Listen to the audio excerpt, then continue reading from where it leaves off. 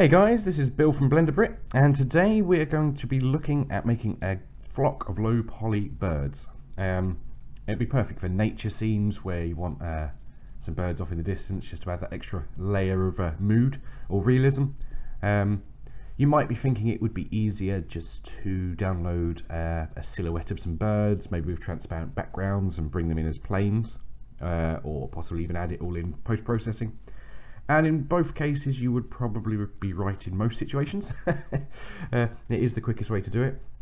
But this is a fun little technique, and it does give you a lot of added control over what the birds are doing. So I thought it was worth doing a tutorial on. So let's get started. First thing we're going to do is bring in a really bad reference image, because it's the only one I could find. But it's perfect for what our needs are. It's going to be low poly anyway. So there's our little reference image. I'm going to press Shift A, Mesh, and then Plane. This will be our bird. Let's get the approximate size right. I googled it, and a kind of average for a large gull is about 50 centimeters. So we'll do that as 0.5 blender units. So that'll give us our approximate sort of length to work with, and now we can just scale down this background image to fit that. And it has to be quite close. Yeah, we'll just move it up just a little bit. There we go. So we've got a reference image to work with. Now to save ourselves some time, we're going to use a mirror modifier here. So Control R, put a loop cut in down the y-axis there. Highlight these two vertices. X to delete to get rid of those. Add in a mirror modifier from the stack here, and turn on clipping. If you don't know what clipping does, is wherever the mirror meets, the vertices become locked. Without clipping on, you can stretch off onto the other side, which is not what we want. So clipping on. And now I'm going to grab these up here. You'll notice I use box select a lot. That's B, and then you just drag over the vertices. I like using that quite a bit actually. And then what we're going to do is just build out our rough bird shape. Control R to add in a loop cut if you need it. E to extrude. And E to extrude again. Now I'm going to go a little off the reference here, because I kind of want that sort of tail that, you know, when they've got their feathers spread, has that little kind of, I don't know what you call it, but I want it, so we're having it. Okay, now we'll take this edge and extrude that out here, scale that down, and then extrude again and scale that down.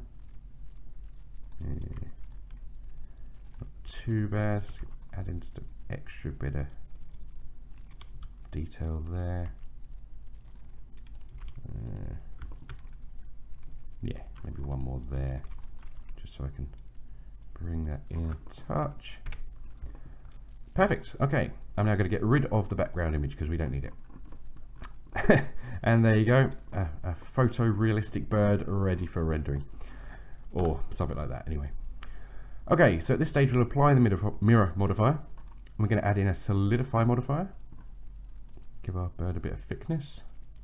It should do nicely, and we'll apply that as well. And now we're adding a subsurf. Excellent. Now we're just going to do a little bit of adjustment to the geometry here. Really not much, just to give it a slight bit more of a bird shape. So I've selected the top and bottom ones of the kind of the main body, I suppose. And then if I hit scale Z, S then Z, I can scale along that axis. There we go. Maybe slide these along. If you press G twice with a loop selected, you can then slide the loop along its original path. So I'm going to do that and bring it in a little closer. In fact, let's keep everything symmetrical. So I'll select both and then scale in along the x-axis. Yeah, that'll work nicer actually. Yeah, me like. Okay. I'm going to scale those across the Z just to thin them out a little bit. Ugh, you know what I'm going to end up doing is bringing in that mirror modifier again. My bad. So let's just get rid of all that geometry we just made. Did I get that right? I think so. Yeah, cool. Okay. We're also going to add in a loop here.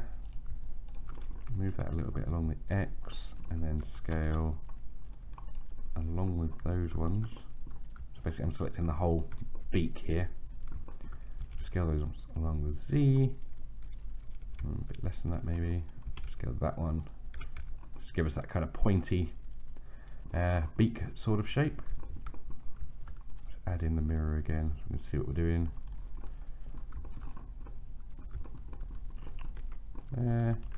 We want to bring that in a bit. And maybe scale it a little bit in there. Maybe scale those two along with Z as well. Yeah, that'll do. Obviously, they're going to be far off. You're not really going to notice the detail. It's the basic shape we want to get. And this is relatively close, I suppose. Yeah, that looks alright. Okay, so the mirror modifier reapplied. We now just have a subsurf on there and our basic shape.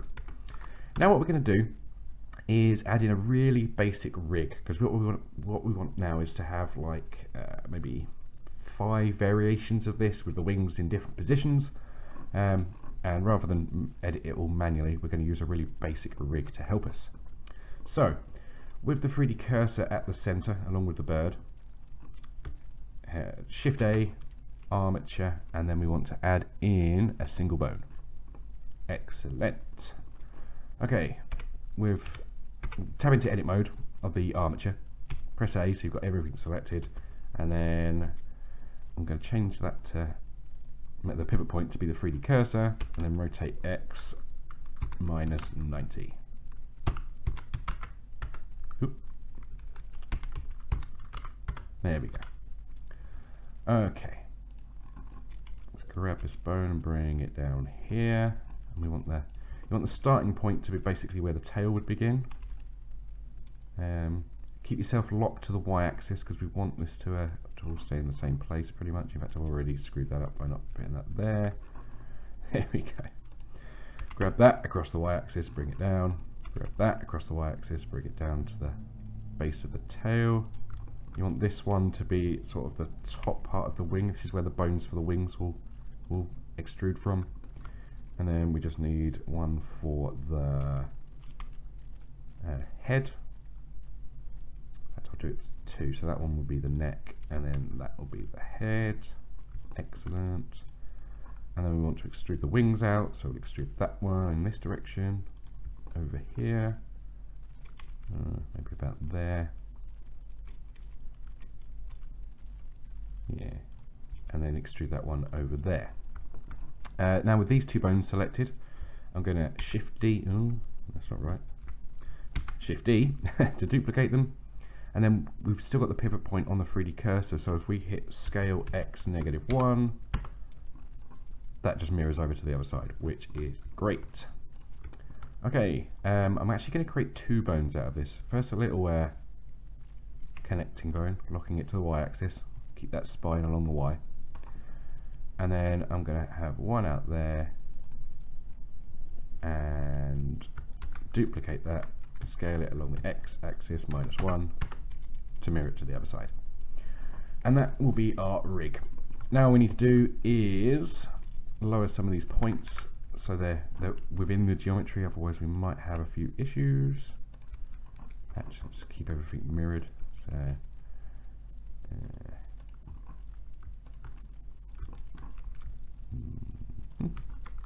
yep, looking good. Bring that one down a bit. I should point out here that I'm using really basic rig setup here.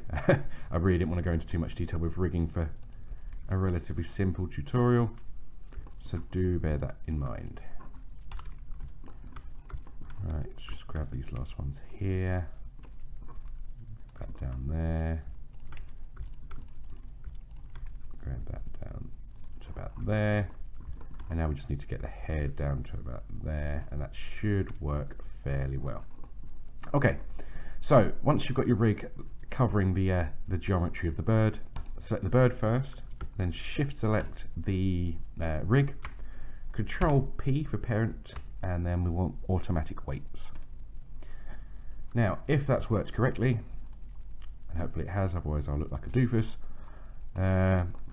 we'll now be able to go into pose mode and roughly, we want to turn off 3D cursor and change it to medium point now, roughly animate our bird. Yeah, it's not perfect, but it will certainly do for our purposes. Yeah, awesome. Okay, so that'll be our first pose, a perfectly straight bird, and now what we'll do is make a bunch of them. We'll do 5. You'd probably want more than that, I suppose, but for the purposes of this will be fine. So now, if you're looking to move these together to keep it symmetrical, select 2 of the bones, hit rotate, press X twice, and it will use their local X axes, whatever, for rotation, and you can flap away like that. Same with these ones. It's a dodgy looking bird, isn't it? But it will do. I'm just gonna put a bit of random look on the tail there. Awesome. So that's one variation, and now we'll do the same with this one. Maybe have that flashing down a bit. Yeah, it looks cool to me. Maybe rotate that tail up a bit, have the bird looking in a different direction. Cool.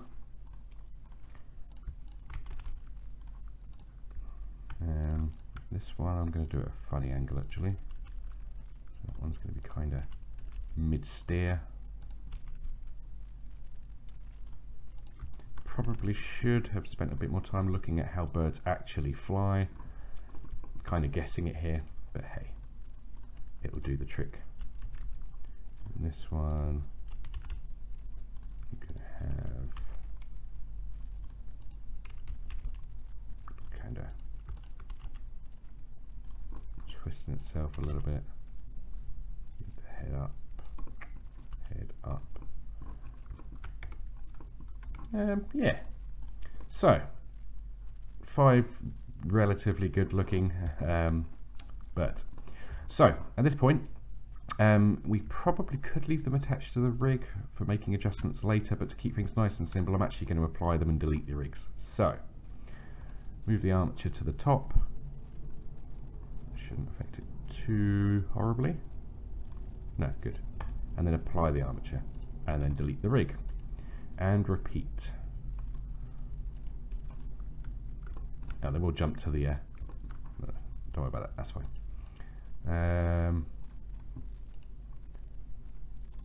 Apply armature, delete rig, apply armature, click on things randomly, delete rig. Starting to think recording a tutorial first thing in the morning, not my brightest idea, but hey, you live and learn, don't you? That looks like some kind of scary monster. Awesome.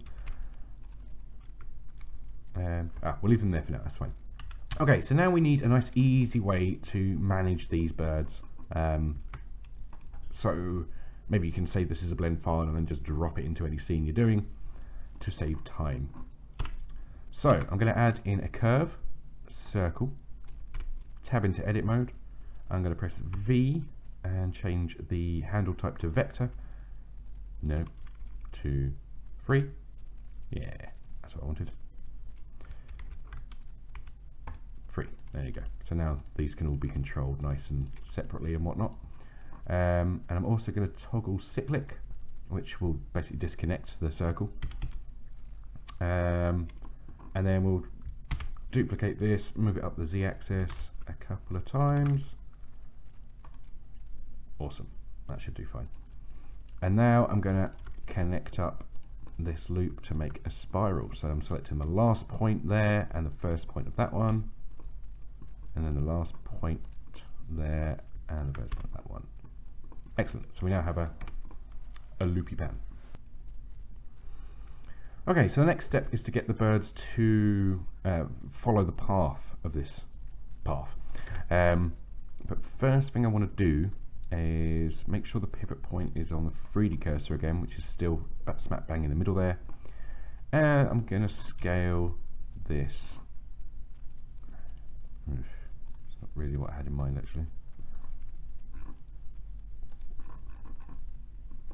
Okay, I'm just going to select just the top rungs here. There we go. So with just the top 4 control points selected, turn on proportional editing down here to connected, scale, and then with the middle mouse you can adjust the amount of proportional editing. We basically want to create that sort of kind of cone shape where, yeah, it's a bit closer to what we want, just so it's kind of coming out there a bit. Maybe scale this one in just a tad.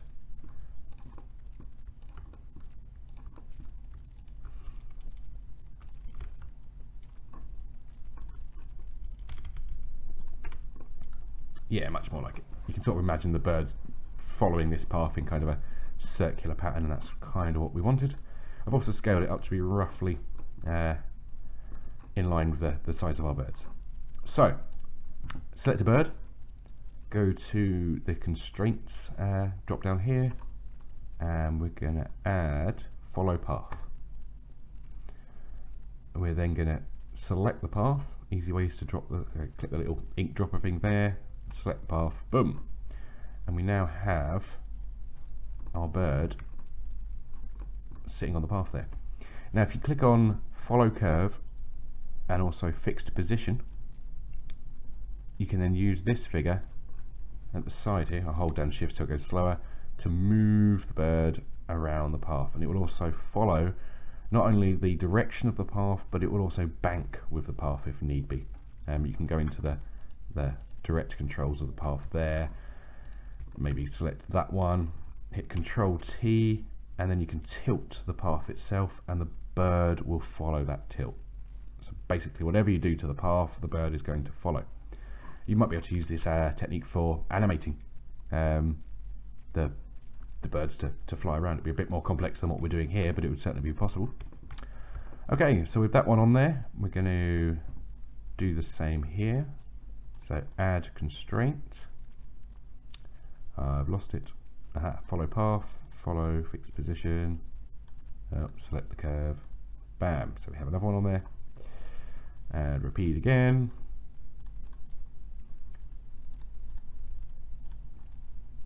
Fantastic. And again. God, it's fun watching me do the same thing repeatedly, isn't it? I need to start thinking up some amusing anecdotes or something to fill in the gap, but sadly I have none at the moment. Follow path. That chap. Excellent. Okay, so we are getting there. Now what we want to do is just duplicate all of these. Again. Excellent. So now for each one of these there's actually 2, and we can just start filling in the gap. So that one will have 2 sitting there. There we go. Oop.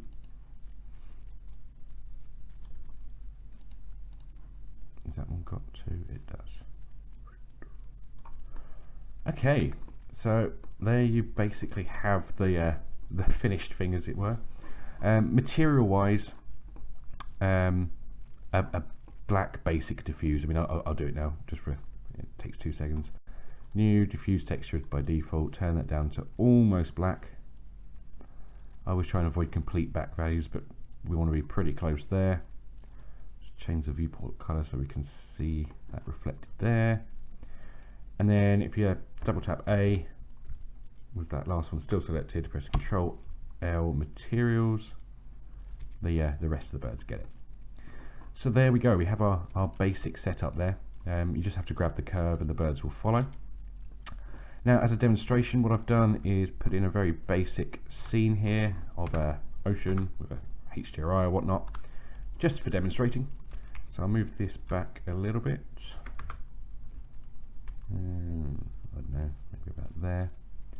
Now the good thing about using this curve is if you scale the curve, it's not going to affect the birds itself. So set the pivot point back to median point, you can scale it up, scale it down, and all it's going to do is spread the birds out over a larger area.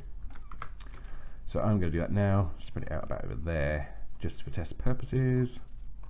Let's go to rendered mode, make sure it's falling within the clipping distance. Should be, I would imagine. Excellent. And there you go, a flock of birds in the distance. And that's pretty much it. Only thing to bear in mind is the closer you want the birds to your camera, the more details you're going to have to make them.